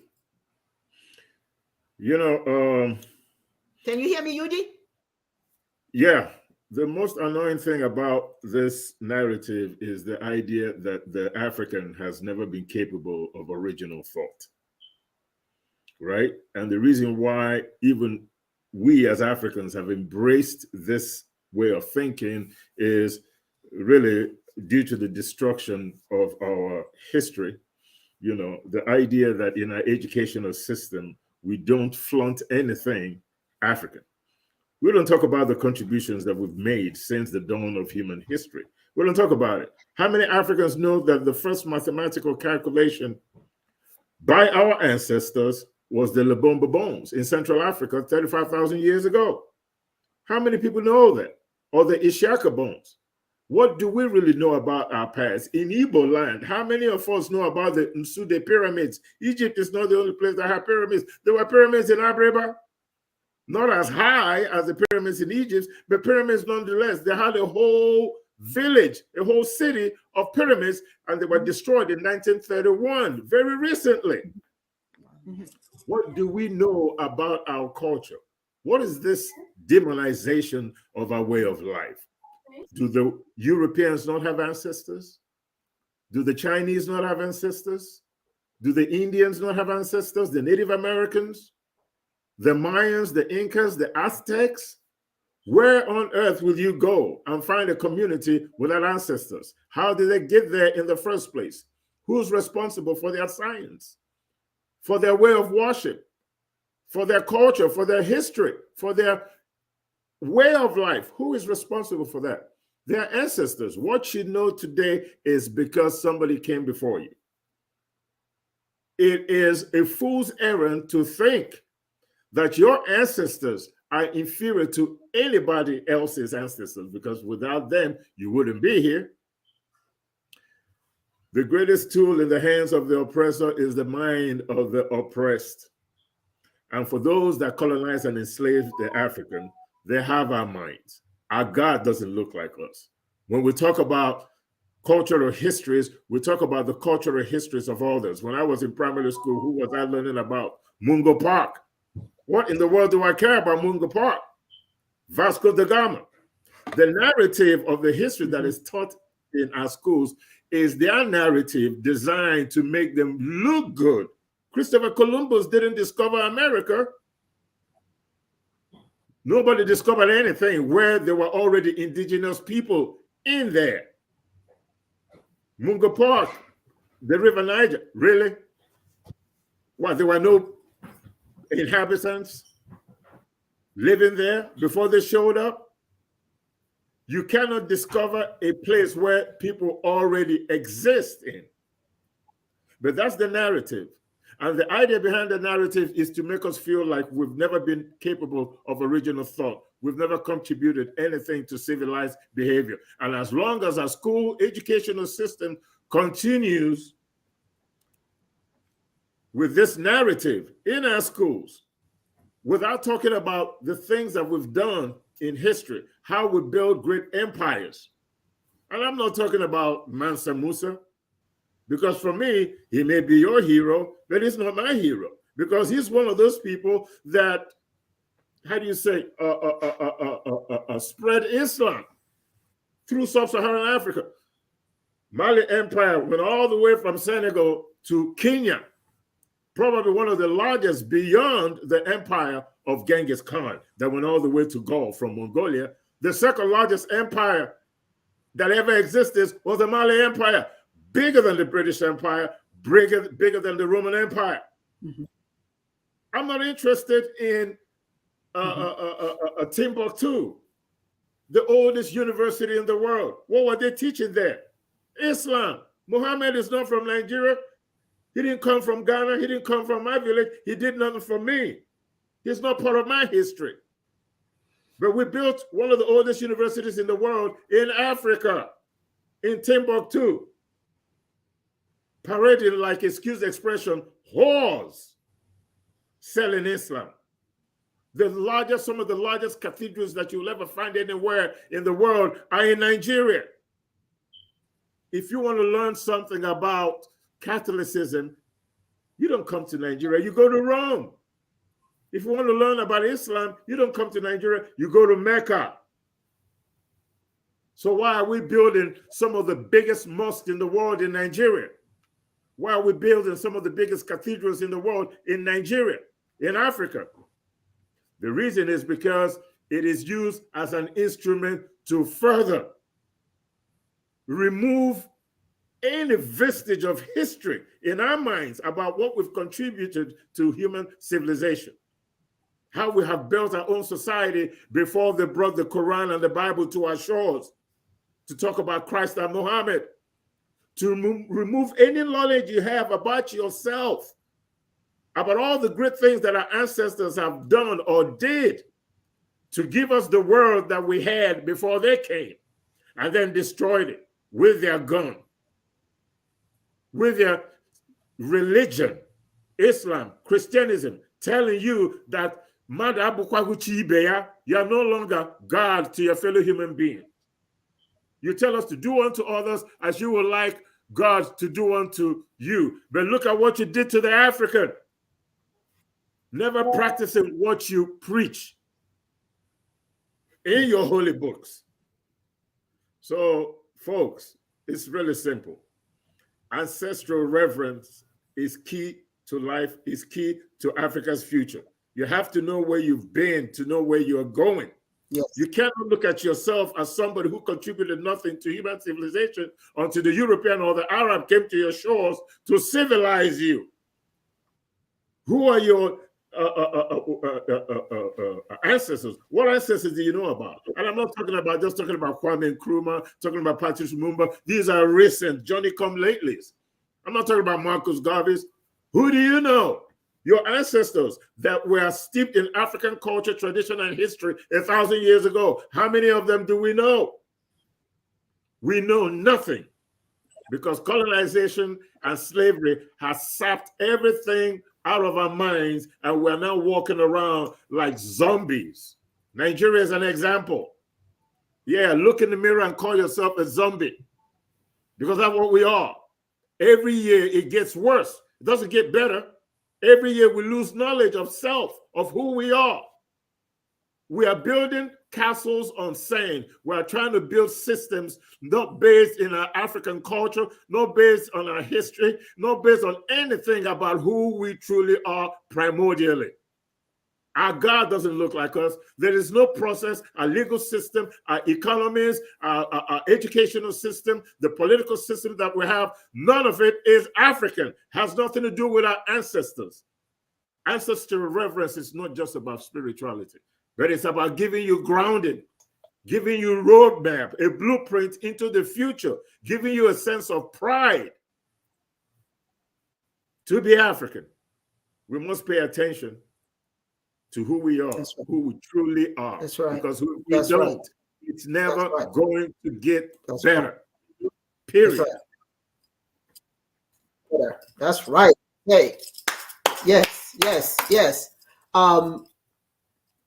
We started this by talking about connecting.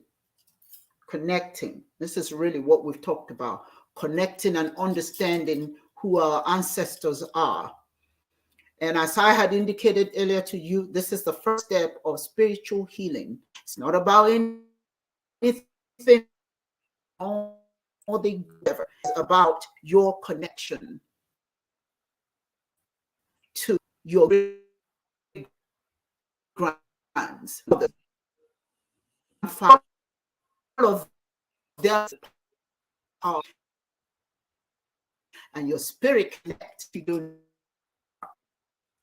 So in spirituality, I'm focused spiritually, ancestral spiritual healing, African perspective. Yoruba may say to you differently. A Bibio may say to you differently. Some other person may say to you differently. It's okay. That diversity of African thought is what makes African spirituality, to me, powerful. We don't disregard anything that Chineke created. It's just the diversity is what makes it beautiful. But what is yours? Know yours. It's not about ridiculing anyone else's way of life. If the Europeans love their ancestors, of course they should. That's their ancestors. If the Asians love their ancestors, that's their ancestors. And they should. But Ibumonye, who are you? How about you? Whose child are you? Who are your ancestors? That first discovery, that is the first step of spiritual healing. Ijiko. Please write that down if you haven't written it down. Ijiko, I-J-I-K-O. Ijiko. To bring together, to connect, to understand. If you haven't done your DNA test, consider doing that. So you know what part of Africa you're from.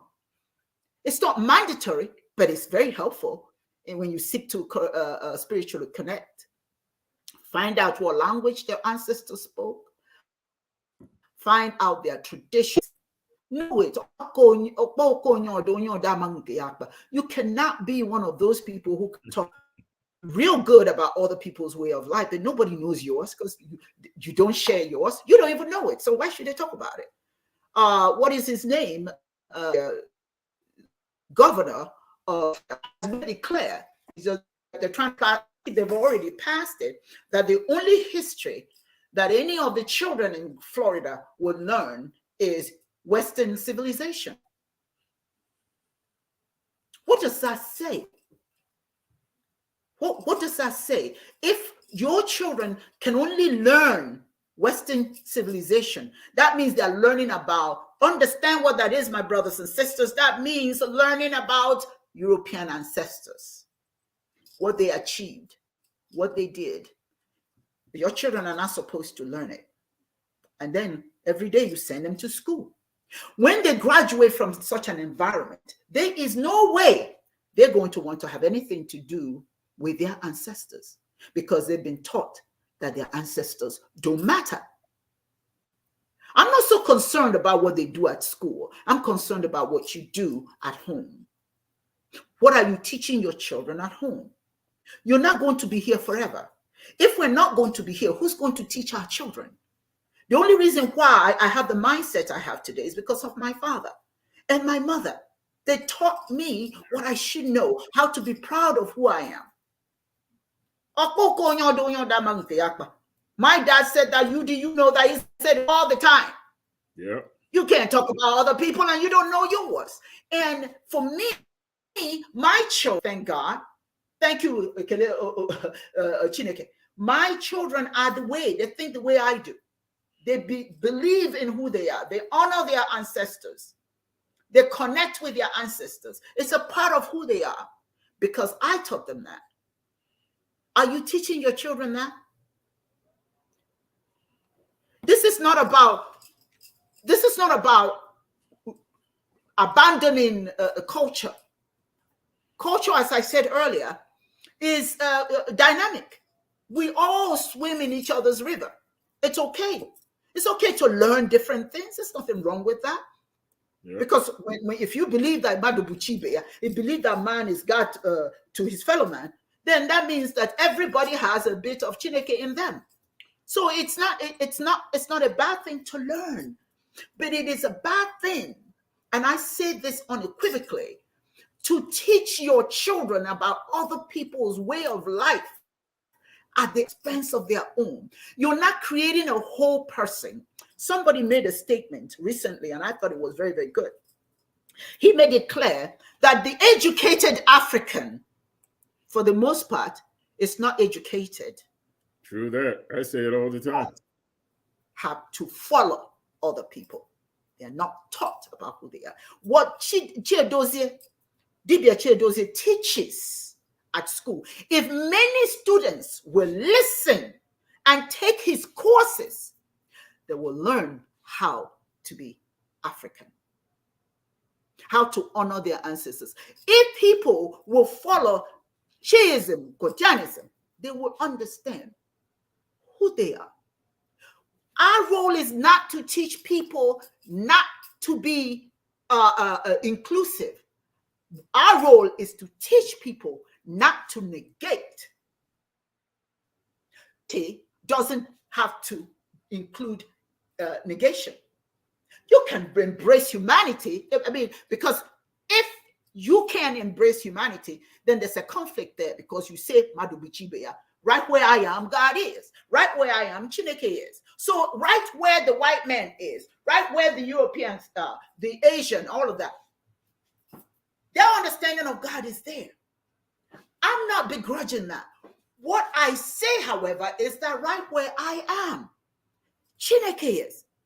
I don't have to go to someone else's vineyard to find Chineke. I don't have to go to someone else's vineyard to find my ancestors. So to start the spiritual healing, Ijiko, you start by knowing who you are and who your ancestors are, so that when you sit in a meeting, convince yourself who they are and why you want to connect with them. There's a saying by Maya Angelou that she walks with 1,000, 10,000 ancestors wherever she goes. That applies to all of us. We have ancestors thousands of years that we may never know, but they know us because they operate from a whole different state of being. They can see us. We may not see them. They can see us. And they are watching what it is we're doing. They are watching what we're saying, how we're saying it, all the foolishness we're involved in. They see it. Chineke is the supreme being that created our ancestors before us. And Chineke is watching how we treat the first creations. Ask yourself, first time, Ijiko, come together, sit down, think about your ancestors, who they are, inhale all that they are, exhale all the misconceptions about who they're not. I'm telling you, I started doing this exercise, and I'm telling you, my whole attitude is so different. I've known it, but to go into it more frequently is to me. I'm available to talk to you further regarding Ijiko if you're interested. Right now, I do have individuals that I work with, that I go through the process of ancestral spiritual healing. You can be included. If you're interested, you give me a call. Contact us on Chiism, Chiism.org. Dr. Chief Dibias Yudi is available. Dibias Dozier, we're all available to have conversations. But the ancestral spiritual healing process, I am very much engaged in that. And as a spiritual therapist, I enjoy doing that and teaching that. So I welcome anyone who's interested in learning.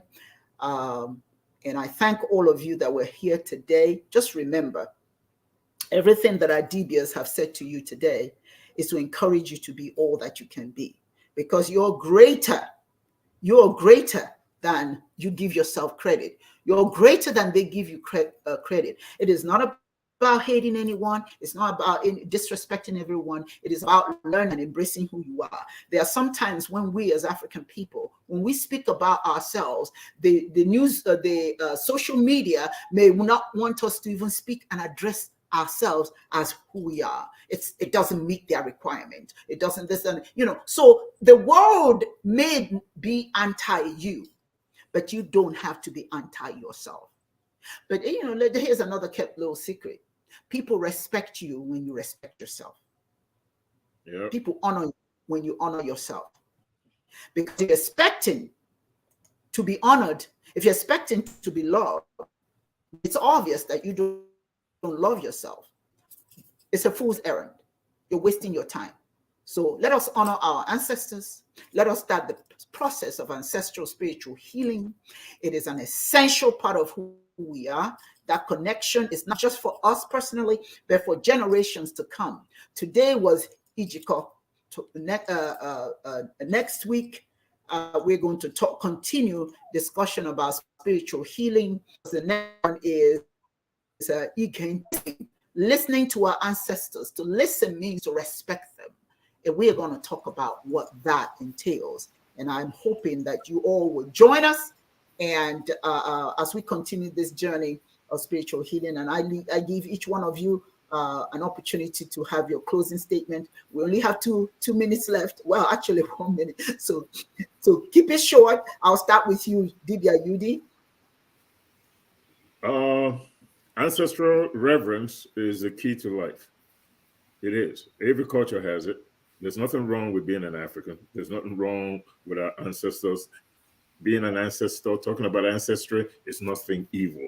Dibias had mentioned earlier, if you go to ancestry.com and do a DNA test, the idea is for you to see how you're connected, where you come from. So ancestral reverence, key to life, folks. Nothing evil about it. He say.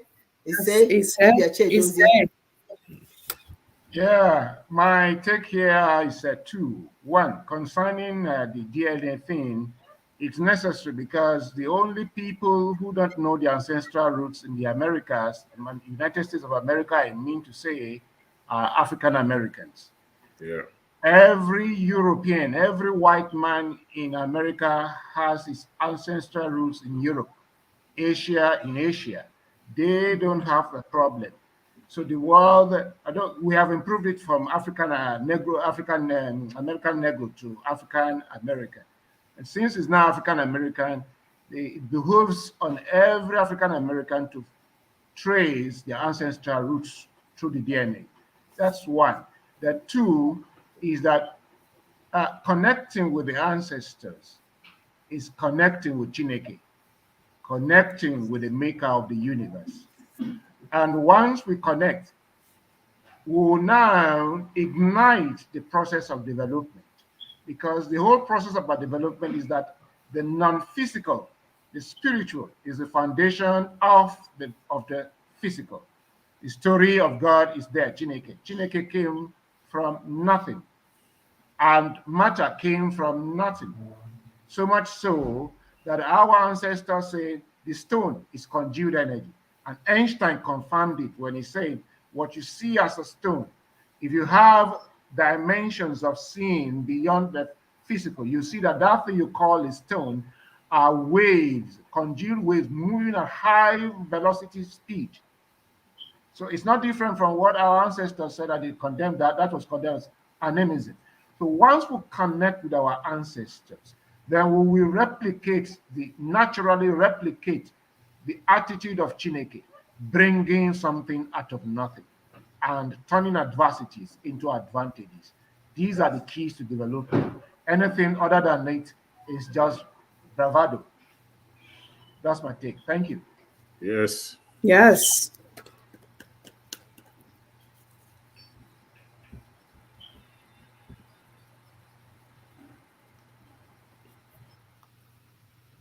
She's frozen. Yes. You're frozen, Ogele. Dr. Monet, can you hear me? Yes. Yes. Well, I'm moving around. You're breaking up. You're breaking up. Go ahead.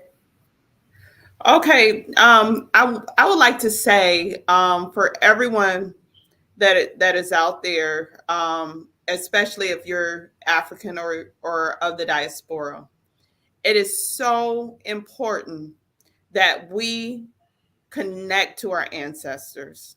It is so important that we learn how to give homage, to give respect to our ancestors, because our ancestors, and I know just firsthand, they will protect us, they will lead us in the right direction, they will do so much for us.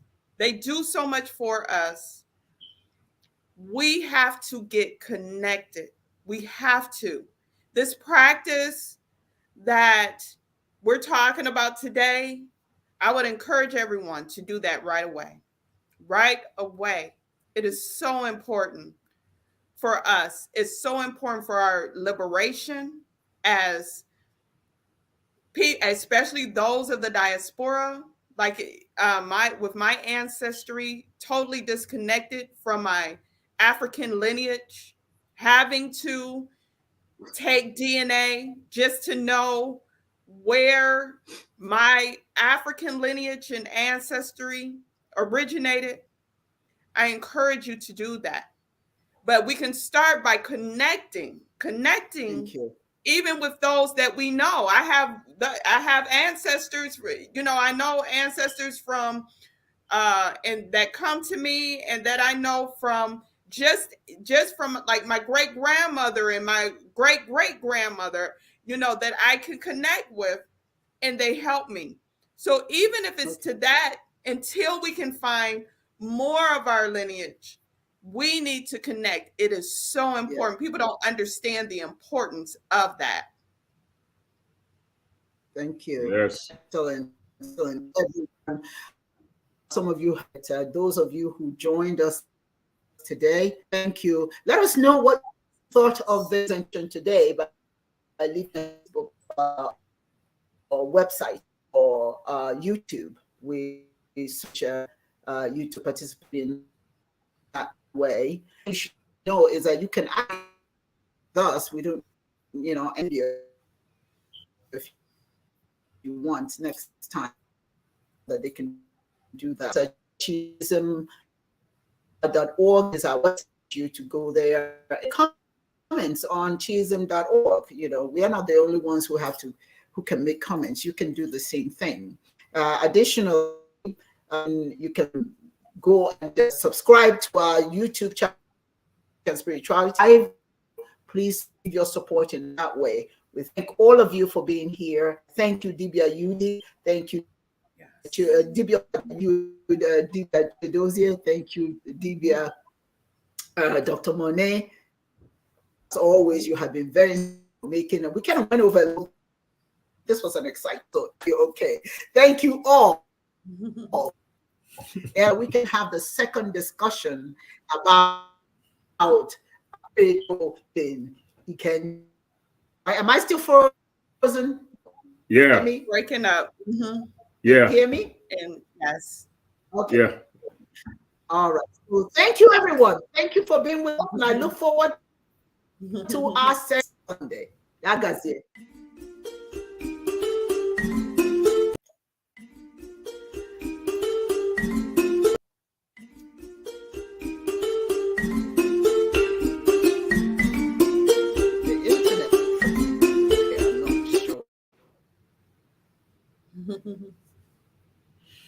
Yeah.